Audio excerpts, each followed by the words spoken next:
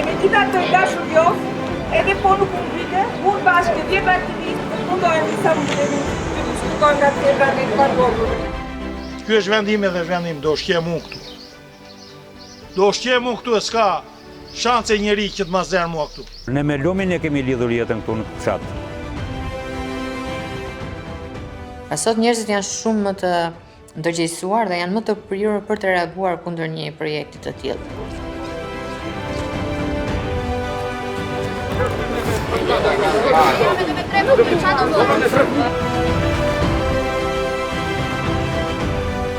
Ka një rol shumë të veçantë në mënyrën se si komunikojnë dhe lidhen komunitetet që jetojnë përgjatë Vjosës, duke qenë se është një lumë që rrjedh natyrshëm në shtratën e vet.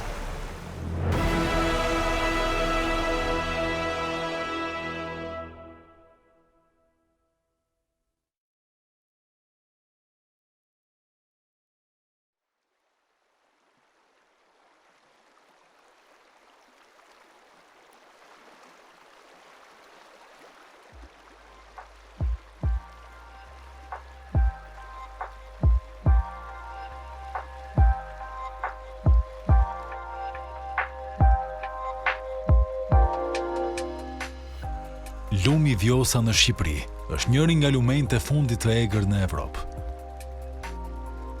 Vjosa dhe degët e saj rrjedhin lirshëm nga malet në Greqi deri në bregdetin e Adriatikut në Shqipëri. Kjo zonë përbëhet nga një mozaik gjigant i llojeve të ndryshme të habitateve, nga grykat e ngushta në pjesën e sipërme deri te pjesët e gjëra të lumenjve me kërsheta në pjesën e mesme, e deri në deltën pothuajse natyrore në detin Adriatik. Vetëm shtrirja e mesme përbëhet nga të paktën 8 lloje habitatesh, që kanë rëndësinë më të lartë të ruajtjes në nivel të BE-s. Vjosa është një nga lumenjtë më pak të eksploruar në Evropë, por studimet ekzistuese nënvizojnë rëndësinë e luginës së lumit si pikë nxehtë e biodiversitetit të Shqipërisë, që ofron habitate ujore ideale për specie të shumta. Lumi strehon mbi 1100 lloje, duke përfshirë 13 specie shtazore të kërcënuara globalisht. 24 bimë dhe 50 specie shtazore janë përfshirë në listat e kuqe kombëtare të Shqipërisë. Pellgu i mbledhës përreth u siguron fshatrave tokë pjellore për aktivitete si prodhimtaria bujësore dhe blegtoria. Ekoturizmi në Vjosë dhe degët e saj janë gjithnjë në rritje, veçanërisht vitet e fundit në të cilat entuziastët kanë filluar të shijojnë aktivitete si rafting, kanoe, kajak, notë e të tjerë.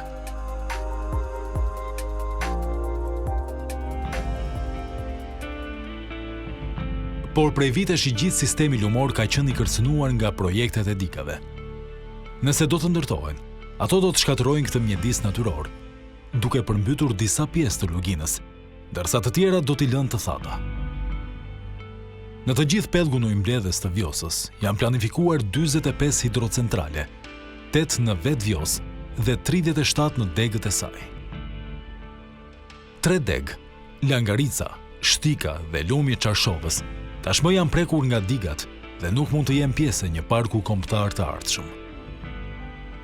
Por kërcënimi kryesor me të cilin është përballur Vjosa në 24 vitet e fundit është plani për ndërtimin e 2 digave të mëdha në pjesën e mesme të lumit. Konkretisht, digave të hidrocentraleve të Kalivaçit dhe Poçemit. Edhe pjesa e poshtme e Vjosës është në rrezik. Pra ngrykderdhjes së Vjosës në Adriatik, qeveria shqiptare planifikon të ndërtojë një aeroport brenda një zone të mbrojtur.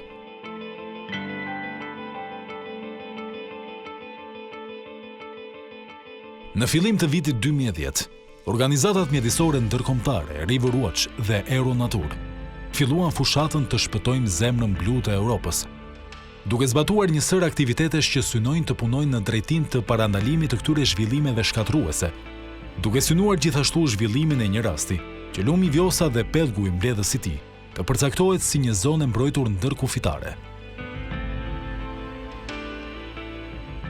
Eko Albania po punon prej vitesh për shpalljen e Vjosës park kombëtar.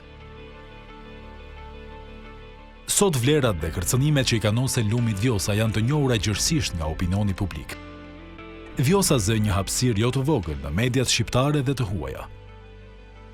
Shumë personazhe publik, artist, aktivist, politikan kanë shprehur publikisht mbështetjen për nismën të mbrojmë lumin e fundit të egër të Evropës. Por kur dhe si nisi ndoshta fushata më e suksesshme në rajon? Fushata për Vjosën në fakt nuk ka nisur vetëm për Vjosën, ka qenë një pjesë e një fushate më të gjerë që shtrihen në të gjithë rrjetin hidrografik të Ballkanit, ka nisur nga organizatat ndërkombëtare Euronatur dhe Riverwatch. Organizata gjermane dhe austriake, të cilat bën një studim ku përfshin gjithë lumenjtë e Ballkanit. Dhe rezultatet e kësaj pune 3 vjeçare kërkimore kanë dëshmuar që gadishulli i Ballkanit vërtet bart lumenjtë e fundit e egër të gjithë kontinentit evropian. Dhe në madhësinë e saj, Vjosa ishte lumi i vetëm, i madh, i egër i Evropës. Në fillim të vitit 2010, me mbështetjen e Riverwatch dhe Euronatur, nisi fushata në terren për mbrojtjen e luginës së Vjosës. Vitet e para 2010 deri në vitin 2013 më së shumti fushata ka qenë e heshtur, sepse më tepër janë konkluduar punë kërkimore që përgjithsisht vlerësonin aspektet hidromorfologjike të lumenjve. Nga viti 2013 deri sot, në vitin 2022, ka qenë një fushat pastaj intensive, publike, duke munduar që të përfshi shumë aktorë të ndryshëm në fushat, duke rritur argumentin shkencor, por edhe kërkimin shkencor, dhe nga ana tjetër duke u munduar që të arrijë në sa më shumë qytetar, persona, por edhe nëpërmjet mënyrave të lobimit edhe në vendimarrës të caktuar. Një nga sfidat e fillimit fushatës ishte tërheqja e vëmendjes së medias për ta bërë çështje, sepse në atë kohë nuk kishte informacion pothuajse fare, as për vlerat e saj, as për kërcënimin. Ka qenë fillimisht shumë e vështirë që t'i qasesh e mediave, sidomos mediave vendase, kështu që ne zgjodhim një taktikë të tërthor duke ftuar mediat e huaja që të raportonin për Vjosën. Ne mundëm që të kemi një media ndërkombëtare siç ishte Der Spiegel, të vinte në Vjosë dhe të raportonte për të. Ka mbuluar në një reportazh të gjatë bukuritë e Vjosës, vlerat e jashtëzakonshme të biodiversitetit, të rëndësinë shkencore që njihej deri në atë pikë dhe sigurisht problematikën e mprehtë që ishte ndërtimi i hidrocentraleve. Periudha kur ne patëm vëmendjen e medias ndërkombëtare, le të them publikimin e lajmit nga Der Spiegel, përkoi edhe me publikimin e një lajmi në gazetën shqiptare, një artikull për Vjosën i dedikuar në shtyp, ishte arritje për ne. Vjosa filloi të zinte një farë hapësire shumë minimale absolutisht, edhe në hapësirën tonë mediatike. Prezenca mediatike ka ardhur duke u rritur, por gradualisht, sigurisht duke përfshirë shumë aktivitete dhe shumë punë pas një dalje mediatike.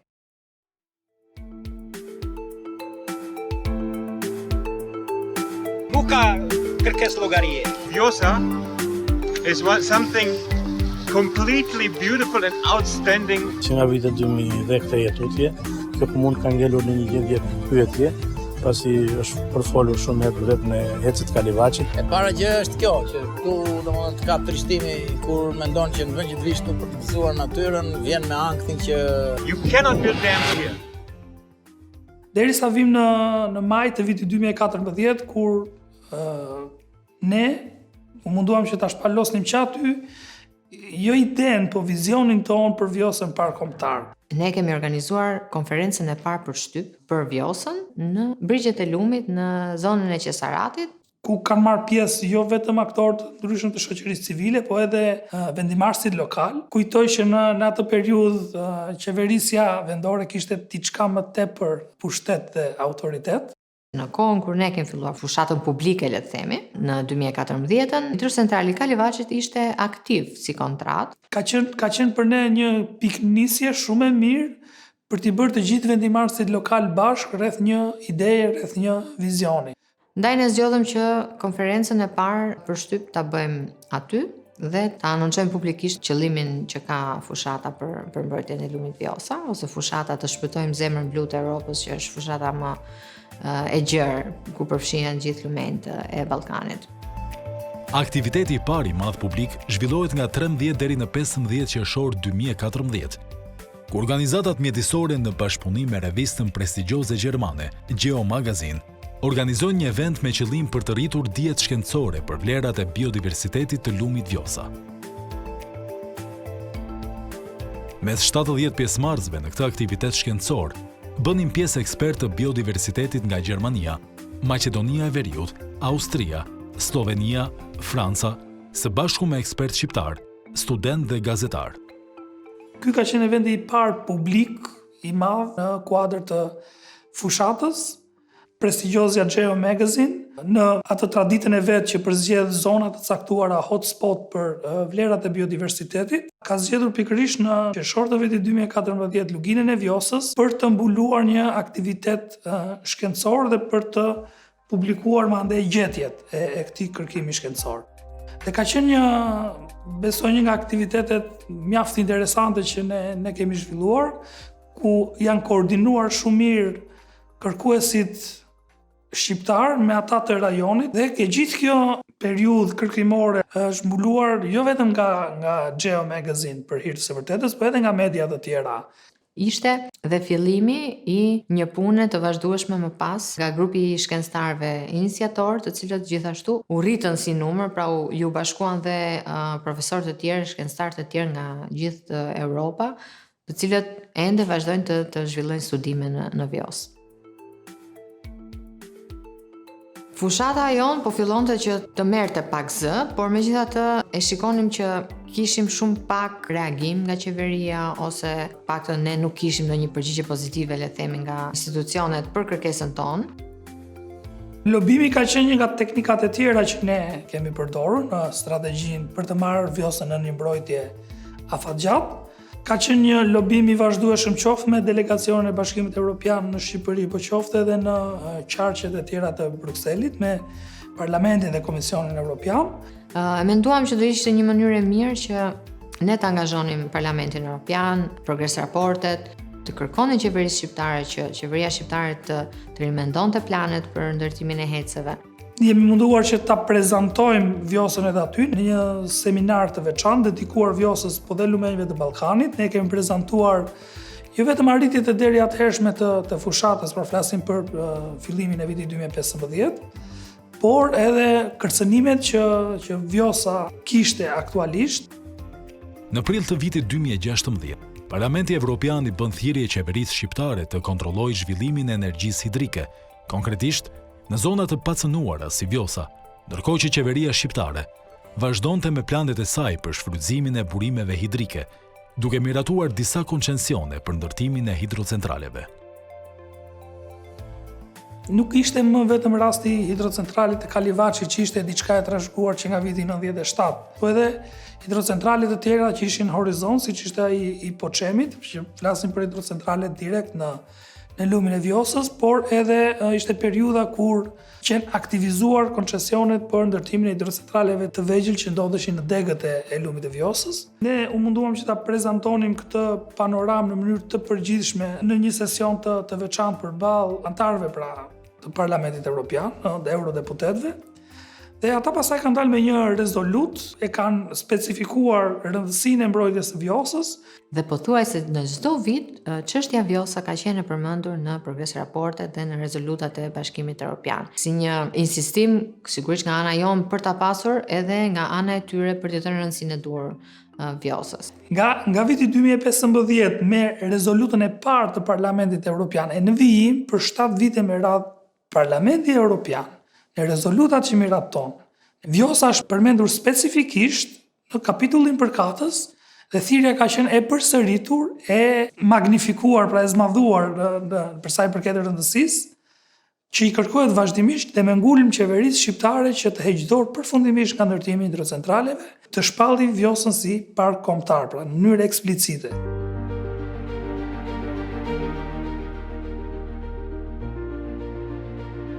Në vitin 2016 patëm një mbështetje të madhe nga një grup kajakistësh nga gjithë Europa, të cilët nisën këtë turin e lumeve të Ballkanit, një aktivitet protest për ndërgjegjësim për mbrojtjen e lumeve të Ballkanit, I cili kulmoi në Vjos.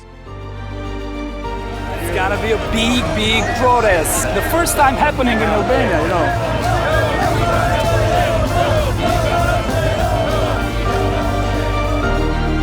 Janë në fakt mënyrë jetese për shumë nga banorët.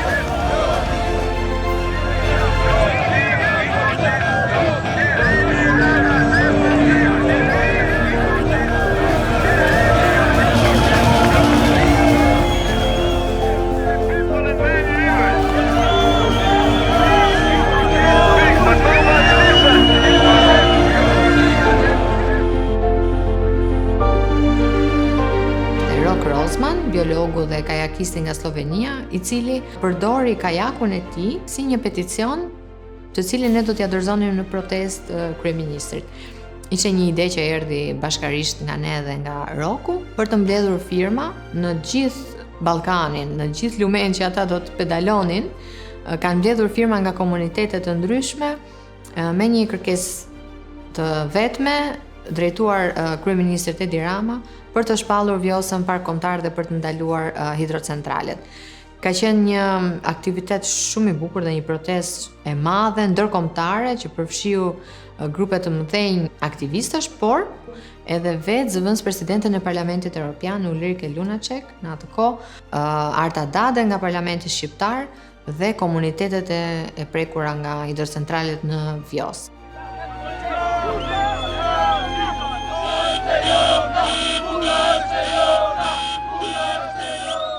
Në dhjetor të vitit 2016, pas tentativave për të provuar shumë mënyra për ta frenuar ndërtimin e hidrocentraleve, sidomos hidrocentralen e Kalivaçit, që ishte një nga më kryesorët, por edhe I Poçemit që ishte shfaqur në sfond në kuptimin që ishte dhënë kontrata e koncesionit, ishte në fazën e marrjes të lejeve. Ne jemi munduar gjatë gjithë kohës që të krijojmë hapësira dialogu me qeverinë. Kjo ka ndodhur edhe në vitin 2015 në prag të zgjedhjeve vendore, madje kemi marrë një farë gjysmë premtimi që Vjosën do ta shohim me një këndvështrim tjetër, pra nuk do ndërtohen hidrocentrale dhe fill pas përfundimit të zgjedhjeve lokale, qeveria ka dhënë një tjetër koncesion që ka qenë ai hidrocentrale të Poçemit. Pra, tashmë kishim hidrocentralen e Kalivaçit dhe të Poçemit që ishin praktikisht koncesione aktive dhe që mund të fillonin ndërtimin me njëherë sa po të përfundonin ciklin e marrjes së lejeve. Ne e shikonim që protestat nuk kishin rezultatin që ne prisnim, pavarësisht sa shumë përpjekje bënim ne për të organizuar protestat dhe sa shumë njerëz përfshiheshin, qoftë nga komunitetet e prekura apo dhe nga aktivistë të tjerë, e shikonim që kjo nuk po jepte rezultatin e duhur. Komuniteti I fshatit Kut, një nga komunitetet më të prekura nga hidrocentrali Kalivaçit, ishin ata që e kundërshtuan që në fillim, u angazhuan, u koordinuan mes tyre, pra ishin një komunitet shumë kompakt. Të mbështetur nga ne, bëm të mundur hapjen e një procesi gjyqësor, pra kundërshtimin e hidrocentralit Poçemit në gjykatën administrative. Kjo ka qenë gjithashtu një sfidë në vete, sepse ka qenë absolutisht e vështirë për të kontaktuar studio ligjore që do ta merrin përsipër këtë lloj betejë ligjore. Nuk kishte pra një rast tjetër që ne thonim ka këtë lloj precedenti, ka mundësi që ne ta fitojmë ose jo. Ja dolim që në dhjetor të vitit 2016 të depozitonim një padikundër ndërtimit të hidrocentralit të Poçemit. Fatmirësisht, gjykata vendosi në favorin e banorëve dhe në favorin ton. Kontrata e Poçemit u anullua. Gjykata administrative e shkallës së parë Tiranë pranoi padinë e 38 banorëve të fshatit Kut në Mallakastër. Ndërtimi I hidrocentralit sipas trupës gjyqësore influencon në mjedis. Të njëjtën gjë tha gjatë përfaqësimit të 38 banorëve, edhe avokati Vladimir Meçe, sipas të cilit një investim I tillë ka ndikim negativ në lumin Vjos. Dhe nuk ishin respektuar afatet dhe njëkohësisht nuk ishte zhvilluar një debat real mbi pasojat që mund të sillte në mjedis pikërisht ndërtimi I këtij hidrocentrali në Poçem. Por paralel me betejën ligjore të brendshme, pra në pjesën tonë të shqiptare, po themi të të gjyqësorit, ne jemi munduar që të arrijmë të mbërrijmë edhe mekanizmat e ankimimit të konventave ndërkombëtare dhe kemi bërë këtë gjë po në vitin 2016 me konventin e Arusit dhe gjithashtu kemi dërguar një ankimim edhe në konventin e Bernës. Ankimimi e Albanias ishte për hidrocentralin e Poçemit në atë kohë, më pas ne arritëm që të fusim edhe hidrocentralin e Kalivachit. Konventa e Bernës për hir të së vërtetës ka reaguar mjaft shpejt, në ndryshim nga çfarë vepron zakonisht me mekanizmat e veta burokratik. Çështja vazhdon të jetë e hapur.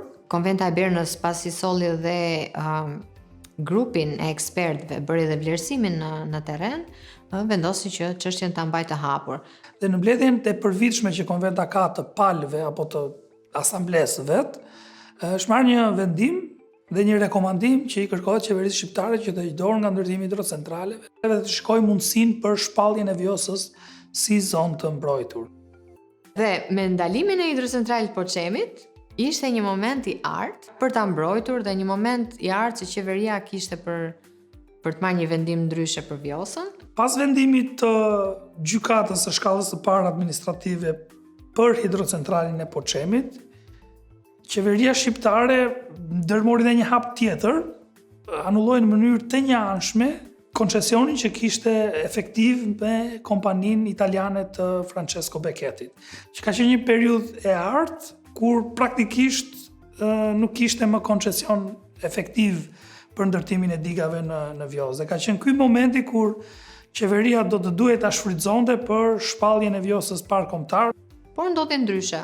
Qeveria vendosi të japi përsëri hidrocentralin e Kalivachit në njëjtën kompani që u provua në gjykatë se kishte shkelur procedurat, pra e njëjta kompani turke që do të ndërtonte hidrocentralin e Poçemit.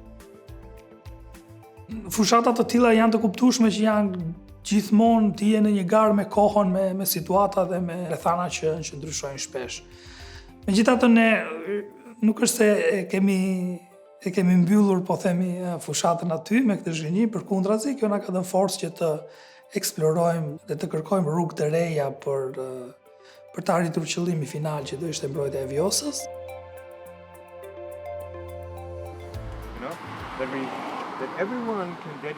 Në atë vit ne menduam që një nga elementet kyç që mund të ndikojnë vendimarrjen mund të ishte edhe loja me emocione, dhe këtu jemi munduar që të përfshijmë artistët, të cilët menjëherë janë bashkuar për hir të së vërtetës kauzës. Sa më shumë artistë sensibilizohen për mjedisin, për natyrën. Solidarizimin nëpërmjet artit i bën njerëzit që të kuptojnë që ndoshta ka diçka që nuk shkon.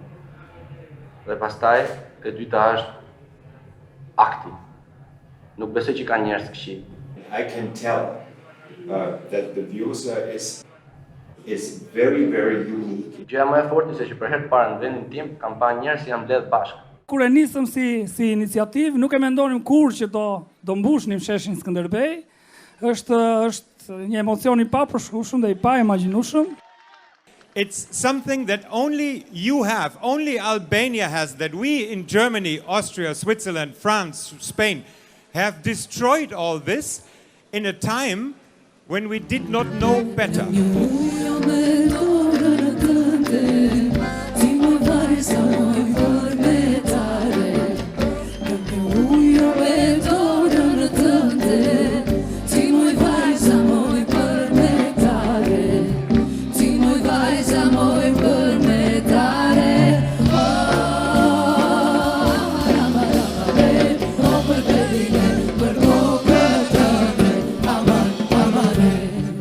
Organizuam një koncert madhështor në Tiranë. Koncerti ishte një koncert protest, koncerti Mos ma prek Vjosën, ku u bashkuan një grup i madh artistësh të njohur dhe zhvilluan këtë koncert në Tiranë, pikërisht aty ku merren vendimet. Me një mesazh mjaft të fortë që ka qenë Mos ma prek Vjosën, pra i drejtohej më së shumti qeverisë shqiptare, por tërhiqte edhe publik në mbështetje të kësaj kauze. Si durojnë humanizis për tasin.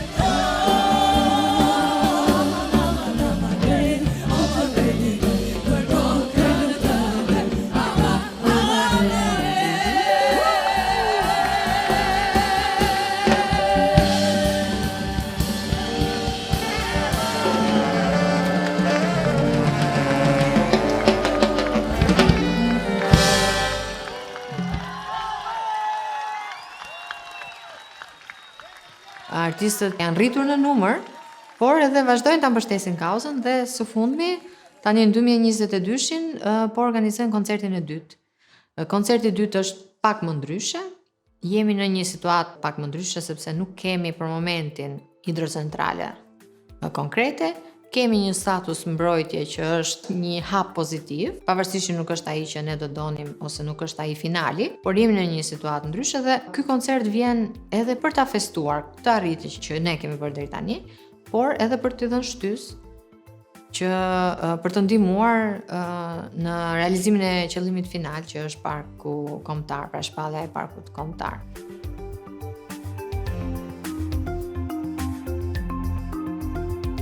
Gjatë viteve 2018-2020, me iniciativën e Eko Albania dhe mbështetur nga partnerët ndërkombëtar, janë zhvilluar disa studime shkencore për luginën e Vjosës.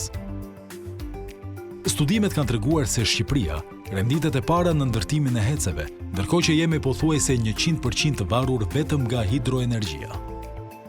Ndërtimi i heceve të tjerë nuk do të rrisë sigurinë energjetike për aq kohë, sa nuk po investohet në drejtim të diversifikimit të burimeve të energjisë.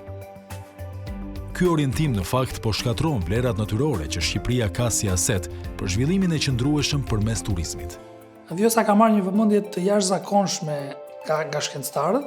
Janë grupe të tëra dhe universitete dhe institucione dhe kërkimore të ndryshme, të cilat janë të fokusuar dhe të përqendruar në kërkimet e tyre shkencore në Vjosë. Ne jemi munduar edhe të koordinojmë këto grupe të ndryshme, të universiteteve të ndryshme, të përgjithsisht gjermane, austriake, po edhe italiane, të cilat kanë ndërmarrë fushata të tëra të caktuara të eksplorimit, të kërkimit, të grumbullimit, po edhe të publikimit të gjetjeve të tyre dhe të argumentit shkencor.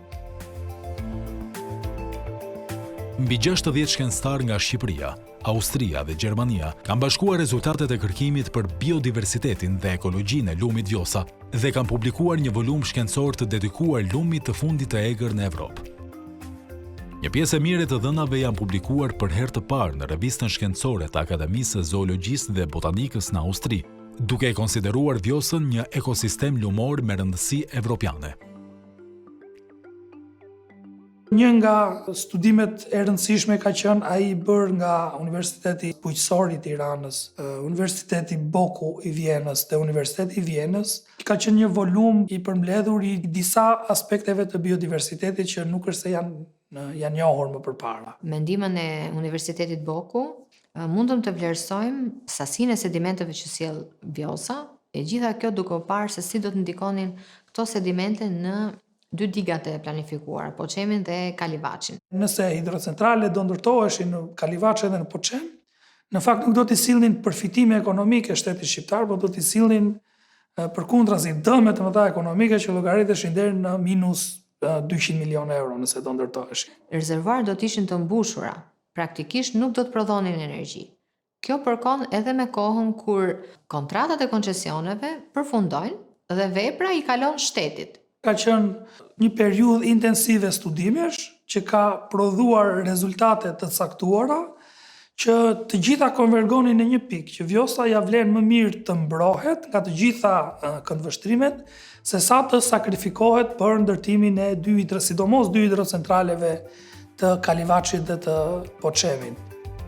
Në nëntor 2019, 776 shkencëtar nga e gjithë bota i drejtojnë qeverisë shqiptare me një peticion të rrallë, ku si ekspert të pejsazheve lumore nga disiplinat të ndryshme shkencore, nga hulumtimet e kryera në pellgun e Vjosës, mbështesin fuqimisht se është urgjentisht i nevojshëm të bëhet rivlerësimi me kujdes i rreziqeve të projekteve të planifikuara të hidrocentraleve në Kalivaç dhe Poçem. Shkencëtarët janë munduar që të ngrenë zërin edhe kundrejt ose t'i adresojnë këto edhe kundrejt vendimarrësve. Janë organizuar në konferenca për shtyp, janë organizuar për të kërkuar takim me vendimarrësit, i kanë ftuar vendimarrësit në konferencat e tyre të ndarjes së përfundimeve dhe gjetjeve të tyre shkencore. Në fund fare janë organizuar edhe në një peticion që ka qenë një nga peticionet më të mëdha, po themi në rrethet shkencore, me 2-3 kërkesa shumë të qarta drejtuar qeverisë shqiptare. E para që të krijojë një hapësirë 3 vjeçare, 4 vjeçare për kërkim shkencor përpara se të vazhdojë me planet për ndërtimin e hidrocentraleve. E dyta të merren masa që vlerësimet e ndikimit në mjedis për hidrocentrale të bëhen ashtu siç duhen, dhe e treta të krijojë një ngrirje, po themi një moratorium për ndërtimin e hidrocentraleve në Vjosë derisa studimet të jenë bërë. Në rastin e Vjosës kemi parë shkencëtar aktivist, që më parë nuk i kishim parë. Dhe ky ka qenë një peticion që ka marrë vëmendje jo vetëm të publikut këtu, të mediave në vend, po edhe të mediave ndërkombëtare. Peticioni i shkencëtarëve, por jo vetëm peticioni, sidomos gjetjet e tyre, kritikat për raportet e vlerësimit të ndikimit në mjedis, sidomos për hidrocentralet e Kalivaçit, po Çemit, po edhe hidrocentralet e vogla në lumin e Shushicës, edhe pse në duke sikur kishin rënë në vesh të shurdhër, kanë bërë një ndryshim të madh, do thosha, në pjesën se si qeveria filloi të qasej ndaj vendimeve të saj. Agjencitë ligjzbatuese të qeverisë Rama kanë ndërmarrë edhe hapa të saktuara dhe akte të saktuara. Njëri prej tyre ka qenë anullimi ose mosdhënia, refuzimi i dhënies së lejes mjedisore për ndërtimin e hidrocentralit të Kalivaçit vetëm disa javë ose ditë pas deklaratës së kryeministit Rama. Mbështetja më e spikatur për Vjosën vjen në 31 tetor 2019, ku Leonardo DiCaprio, me anë të një postimi në rrjetet sociale, ndërgjegjson për lumin e fundit të egër të Evropës dhe kërcënimin me të cilin po përballet. Ky është një nga lumenjtë e fundit të egër të Evropës, por për sa kohë, shkruan ai. Në sajt të përpjekjes tonë për ta bërë Vjosën një çështje ndërkombëtare, ishte edhe angazhimi i një prej ikonave, i cili ka dhënë një mbështetje shumë të madhe për çështjet e ndryshimet klimatike, për çështjet mjedisore, siç është Leonardo DiCaprio. Ai postoi për herë të parë për Vjosën, duke ripostuar një reportazh nga Agjencia Franceze e Lajmeve dhe duke bërë që Vjosa tashmë të merrte edhe më shumë jehon, edhe të ndiqej në gjithë botën. Postimi i DiCaprio pati një ndikim të madh në mediat shqiptare dhe u mbulua nga të gjitha mediat në vend. Dita pas postimit të Leonardo DiCaprios ishte një raportim mediatik masiv, kur gjitha mediat e raportuan këtë gjë. Për neve ishte një arritje, sepse kishim kohë që e mendonim angazhimin e tij. Dhe fatmirësisht Leonardo DiCaprio, që nga 2019 ka vazhduar ta mbështesë kauzën e Vjosës, postimi i fundit që ka bërë për peticionin, ku ai ka bërë thirrje direkte kryeministrit dhe ministres mjedisit. Në janar të vitit 2021, Eko Albania, mbështetur nga 20 organizata mjedisore shqiptare, konkretizon fushatën 10 vjeçare duke dorëzuar pranë ministrisë propozimin zyrtar për shpalljen e Vjosës park kombëtar. Një propozim me argumenta shkencor, i cili parashikonte planin për shpalljen e Vjosës park kombëtar, argumentat pse Vjosa duhet shpallej park kombëtar dhe kush duhet ishte pra territori, çfarë duhet përfshinte parku kombëtar. Një muaj ose 2 muaj më vonë, po në të njëjtin vit, edhe Unioni Ndërkombëtar për Ruajtjen e Natyrës ka depozituar një propozim të vetin se si Vjosa mund të merrej në mbrojtje, sidomos segmenti i rrjedhës së mesme të Vjosës, nga Tepelena deri në Selenic, duhet ishte patjetër park kombëtar. Nga pikpamja shkencore, nga pikpamja e biodiversitetit, nga pikpamja e integritetit ekologjik, Vjosa nuk mund të shpallet ose nuk mund të hyjë në asnjë nga 6 kategoritë e tjera të zonave të mbrojtura. Pra është mënyra më e përshtatshme që i shkon më së miri marrjes në mbrojtje të vlerave të biodiversitetit, të integritetit ekologjik dhe të proceseve natyrore që ndodhin në Vjosë. Pas këtij propozimi, praktikisht ne prisnim një përgjigje, por në fakt nuk është se morëm një përgjigje dhe vazhduam me punën tonë, me ndërgjegjësim, me fushata. Në mars 2021, në përgjigje të mungesës së reagimit nga qeveria shqiptare, Eko Albania nis fushatën Vjosa National Park Now. Pjesë e kësaj fushate ishte filmi dokumentar i shkurtër Vjosa Forever, realizuar nga Patagonia, një spot i transmetuar në disa televizione shqiptare dhe disa aksione në formë proteste me sloganin Vjosa National Park Now. Ne organizuam në Tiranë, në Paris, në Bruksel dhe në Berlin 4 aksione me gërma shumë të mëdha, të cilat u publikuan në të njëjtën kohë në ditën e ujit, 22 mars. Në kuadër të kësaj fushate janë bërë disa aktivitete. Ishte himi i Patagonias, ishte fushata në media, Vendosëm në qytet, në Tiranë, City Lighters, në stacionet autobusave me mesazhin për mbrojtjen e Vjosës, me pamje nga lumi, gjitha kjo në kuadër të Vjosa Park Kombëtar tani. Kjo ide u pëlqye dhe u mbështet nga shumë aktivistë, edhe me mbështetjen e madhe edhe të Patagonias, u organizuan aksione në 23 vende të tjera. Dhe i fundit ishte ai në Kenja, i cili u organizua nga Flori, aktori mirënjohur shqiptar, bashkë me një grup fotografësh në një nga parqet e Kenjas, në liçenin Elementata. Më datë 27 janar 2022, qeveria shqiptare shpalli lumin Vjosa, park natyror.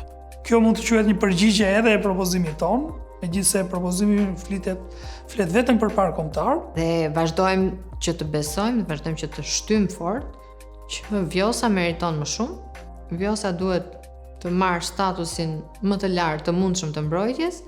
Në fakt në këtë vendim nuk është lugina e Vjosës si zonë e mbrojtur, por është vetëm rrjedha kryesore e Vjosës, nga hyrja në kufirin me Greqinë deri në kryderdhjen Adriatik, dhe një pjesë rreth 30% e gjatësisë, po themi, të lumit të Drinos, dhe kategoria që mban është kategoria 4, që është rezervë natyrore e menaxhuar ose siç njihet ndryshe park natyror.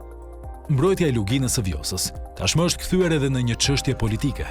Përveç rezolutave dhe thirrjeve të vazhdueshme të shumë faktorëve politik të Bashkimit Evropian, zërit për mbrojtjen e Vjosës janë bashkuar edhe shumë politikanë shqiptar.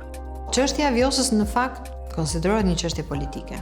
Pra, është një çështje me rëndësi, është një çështje që vetëm politika mund t'i japë zgjidhje.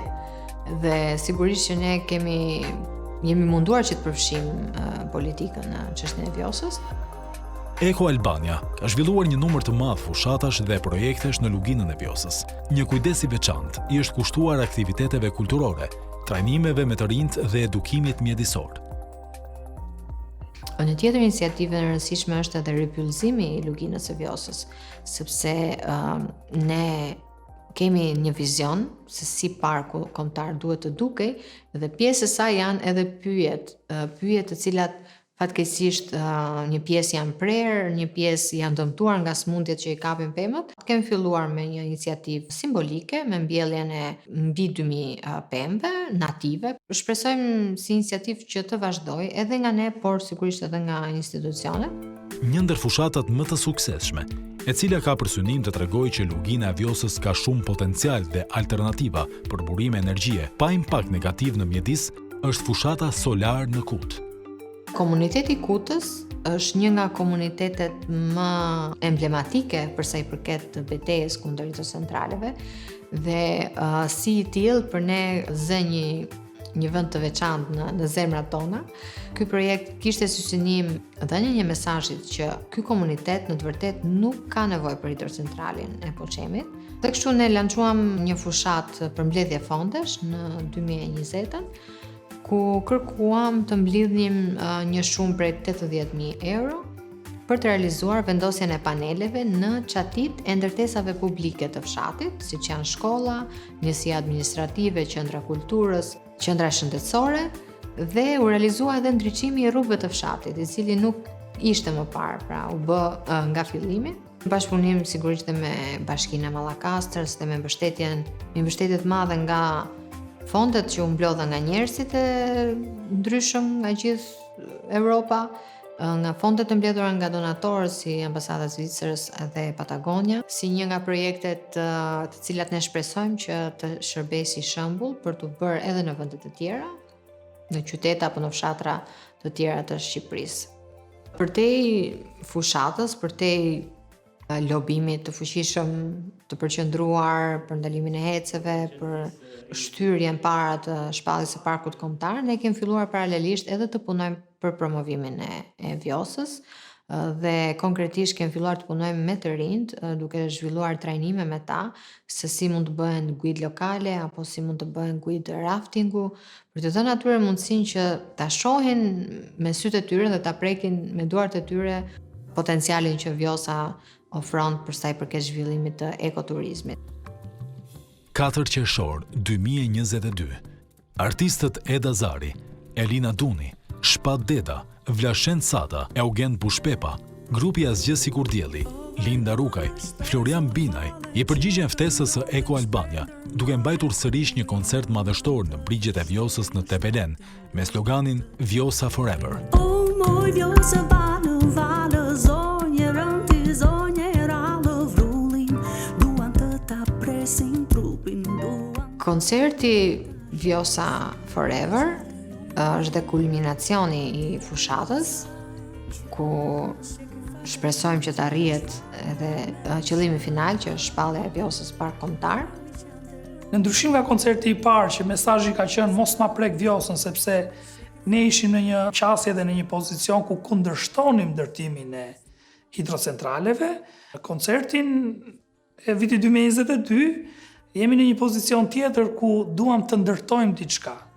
Pra, dhe mesazhi i koncertit të vitit 2022 në ndryshim nga i 2018-ës nuk ka qenë më mos ma prek Vjosën, po ka qenë Vjosa Forever, që do të thotë ta mbrojmë Vjosën në mënyrë përfundimtare, në mënyrë ta mbrojmë Vjosën për gjithmonë praktikisht.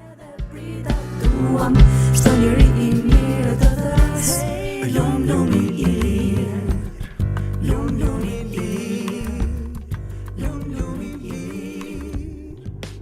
Vetëm pak ditë pas koncertit të mbajtur në Tepelen, me thirrjen të shpallet Vjosa Park Kombëtar, qeveria shqiptare nënshkruan me Patagonia si përfaqësuese organizatave mjedisore, memorandumin e bashkëpunimit për shpalljen e Vjosës Park Kombëtar. Ky është hapi i parë final drejt mbrojtjes përfundimtare të Vjosës dhe një fitore unike organizatave mjedisore, aktivistëve, shkencëtarëve dhe qytetarëve të angazhuar në këtë fushatë.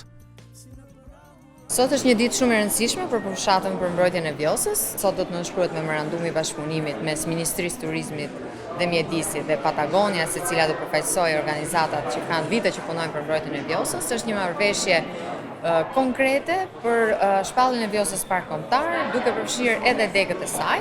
Është një hap shumë i rëndësishëm për fushatën tonë. Është një kurorëzim, një arritjeje, një punë pothuajse 10 vjeçare që ne si Eko Albania kemi bërë, po edhe si koalicion më i gjerë se sa Eko Albania në përpjekjet tona për të mbrojtur lumin e Vjosës. Kështu që sot është një ditë e rëndësishme sepse më në fund kemi një angazhim publik dhe jo vetëm publik, por edhe teknik të qeverisë shqiptare për të punuar së bashku drejt shpalljes së Vjosës Park Kombëtar. Now today is a milestone, an important step towards creating Europe's first wild river national park, and this is important for Albania, I think, of course for the Vjosa, for the people who live there, but I also think it's an important day for Europe. Jemi në këtë moment të rëndësishëm të hedhjes së një hapi vendimtar drejt shpalljes së Vjosës Park Kombëtar. This morning has been a decade in the making. Long conversations, WhatsApp messages. I want to thank 3 organizations who have been in this work for a decade or more. Eco Albania, Riverwatch, Euranatur. Without them, we would not have likely been familiar with the Vjosa. It was through them that we originally came into contact with it. And I also want to thank the local communities that Minister Kambaro spoke so much about. It's for them that we have come here today to consummate our commitment to permanently protecting the Vjosa River ecosystem.